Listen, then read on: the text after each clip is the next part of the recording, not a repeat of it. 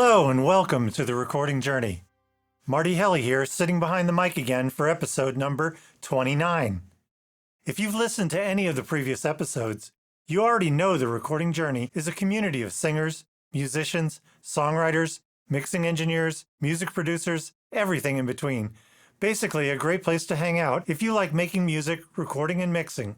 So for this episode, we're going to jump right into listening to some of the music made by our community members. Then we'll check out some hot discussions on the forum.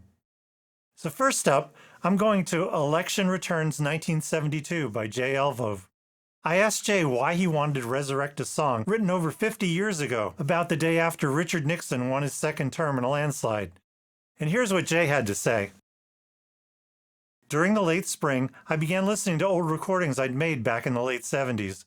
When I came across this song and heard it for the first time in years, the sights, smells, and sounds of the bar that night came right back to me. I restarted the track, and the second time I played along.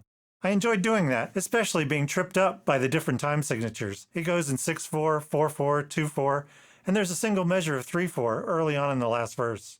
It was a song I knew I used to perform reasonably well, but first I'd need to do something to make it at least somewhat relevant.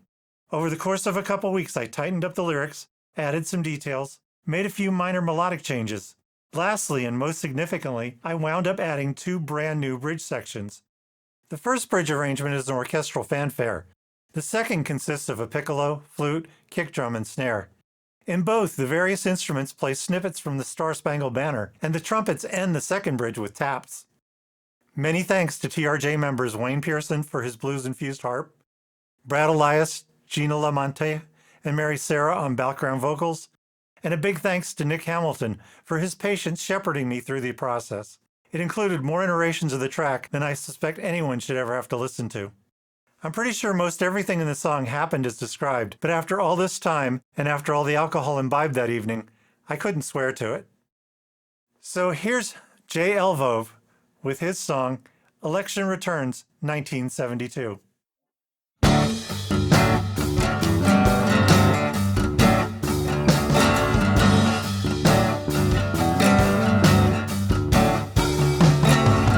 A skunk, I think that's what they say when you're feeling your way the way that we did. Me and a friend thought we'd seen the end after all the commercials had run. On the night that Nixon won,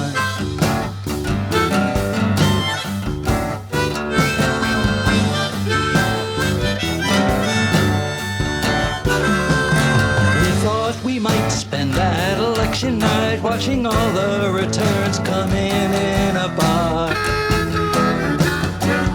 Young girls in tights, bullies picking fights while the room in my aching head spun. On the night that Nixon won,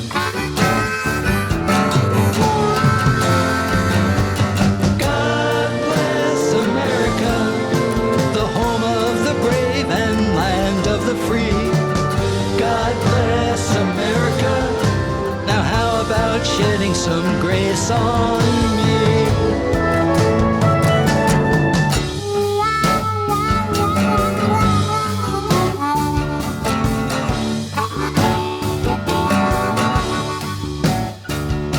The place was really packed. One guy was sacked out upon the floor by the ladies' room door.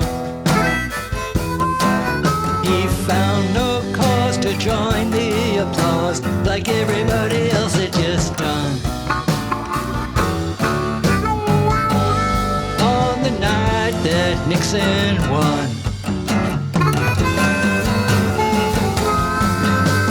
God bless America, we're indivisible as we can be. God bless America, as long as you don't go treading on me.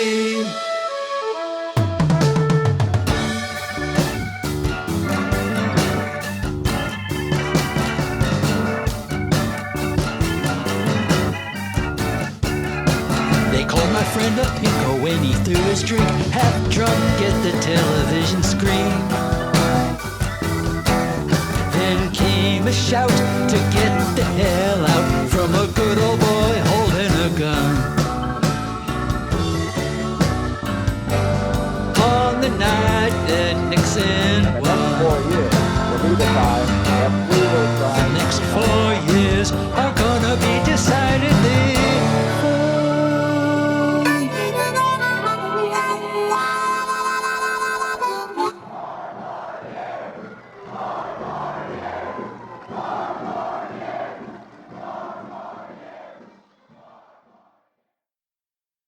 Jay had one more item he wanted everybody to know about before I put this podcast to rest. The snippet of Nixon speaking, occurring at the final verse and in the coda, that's from the acceptance speech he gave that night, which he hadn't heard until he discovered it last month on YouTube. And that last bit of audio, the crowd chanting 4 more years, that's taken from that night as well.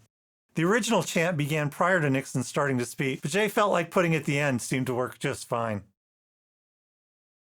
Next up, we have a song from Raven Lunis on her latest 7-song album release called Final Nail in the Coffin. The album is filled with stark soundscape and dark, moody melodies. Raven describes the album as a very personal project, hard to work on, and dealing with really heavy feelings. It was written live on an electric piano that's also a MIDI controller. The percussion incorporates a Cherokee-style shamanic drum. Raven wanted to create something gothic, but more personal, raw, and angry. Her influences included Nine Inch Nails, Placebo, PJ Harvey, and as well as a pagan folk band called Heilung. Raven readily admits to being a big Smashing Pumpkins fan as well, so the result's an inspiring collection of beautiful, pensive reflections. Here's the second song from the album, titled Denied. You meet someone,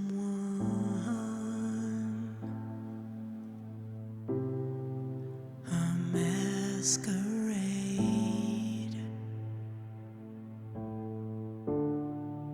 a beer straw,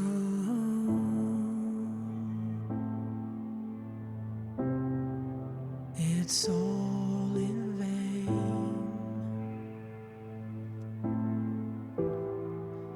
Stare down. You know my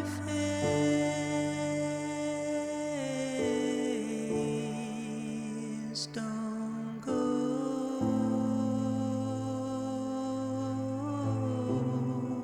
Tell me your name.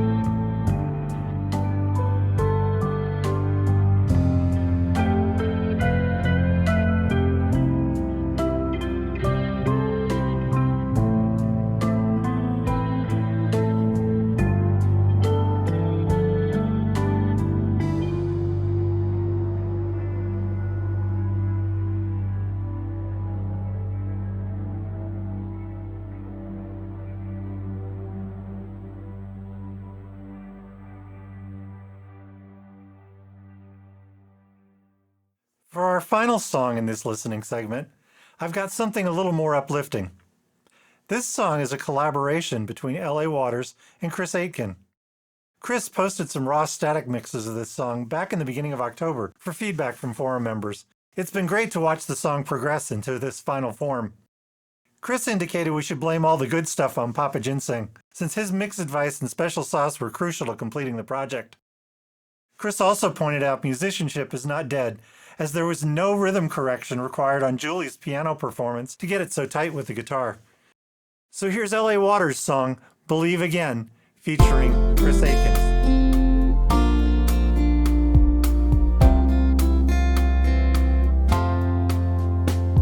Beneath the sands of time, a dream did reside, a flicker of hope in the depths did hide. Over time it faded, as stars in the night sky, like smoldering embers, the passion died. Seduced by the lie that it would never be, lost in the whispers of uncertainty. But then a spark was freed from a fire above. God breathed new life, rekindled love. From ashes to life, hope rises anew. God's grace and mercy forever true. In the chambers of my heart, faith now reigns. It's God's appointed time to believe again, believe again. You can believe when truth looks you in the eye. Love reigns and washes away the lies. To such a time as this, the vision now speaks, ignites my heart to believe again. When truth looks you in the eye, love reigns and washes away the lies. To such a time as this, the vision now speaks, ignites my heart to believe again.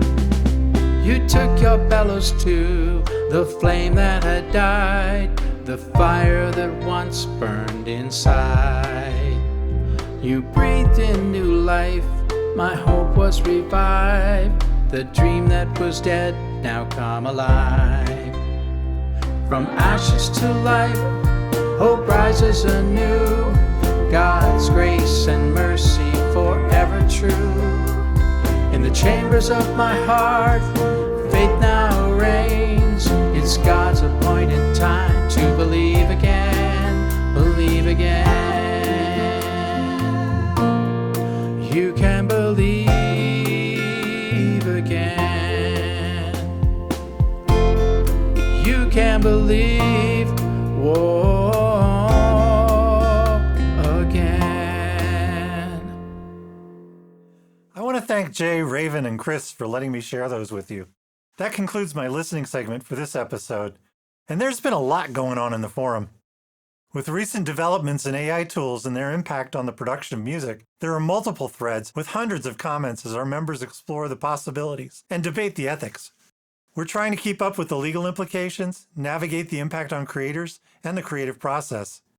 David Frazier has created a 17-track, 80-minute-long concept album titled Surreal Intelligence. In his words, the album is inspired by the discussions we had on the forum about the impact of AI on music and society, with a healthy chunk of imagination thrown in to set up the premise of whether AI guided by the collective human consciousness would produce a better outcome than the one currently being shaped by big corporations. He used the Suno AI service to create the album and based it on his own original songs and recordings. David has provided a lot of detail on the process, including the good, the bad, and the ugly, of creating an album this way. It appears the discussions will continue, and a deep dive on how this all works is likely coming in the new year. After listening to what David produced, I'm still not a fan of AI productions, but there is definitely the advantage of being able to produce something as epic as what he did in the short period of time that he did it in order to get the ideas across. Looking back into live musicians creating songs, we held our live recap interviewing the members of the bandball teams to discuss the inspirations and the creative process behind each of these year's submissions. Look for highlights from that session in a coming podcast. The full sessions of Brad Elias's 4-part deep dive course on songwriting fundamentals are all available on the forum. One more highlight summary I'll get to for our podcast listeners in the near future. The Visual Lyric Relay Challenge has had round 3 submissions completed, and it's now in its final voting stage. There's 7 demo-type submissions of a single verse and chorus of songs developed using the verse lyrics selected in round 2. They all have very different creative approaches, and it'll be hard to select a winner. I expect a few will continue on toward full song arrangements even after the voting's complete. The November-December Cover This Song Challenge is ongoing. I've been trying to fit producing my arrangement of Karma Police around cooking for Thanksgiving and decorating the house for Christmas. I'll hopefully have it done before the new year. There are fun versions of Mr. Blue Sky by Gary and Clocks by Khaled posted in the thread already. Teresa K posted a late version of Glory Box. That was the October challenge thread. It was definitely worth the wait, and definitely worth your taking a listen. At the Recording Journey, we never let missing a deadline kill finishing the creative process. Well, that brings me to the end of another podcast episode. Please like, share, subscribe, comment. You know the drill. And if you're into writing, recording, or producing music, check out therecordingjourney.com. I'll see you next time. This is Marty Helly, signing off for The Recording Journey.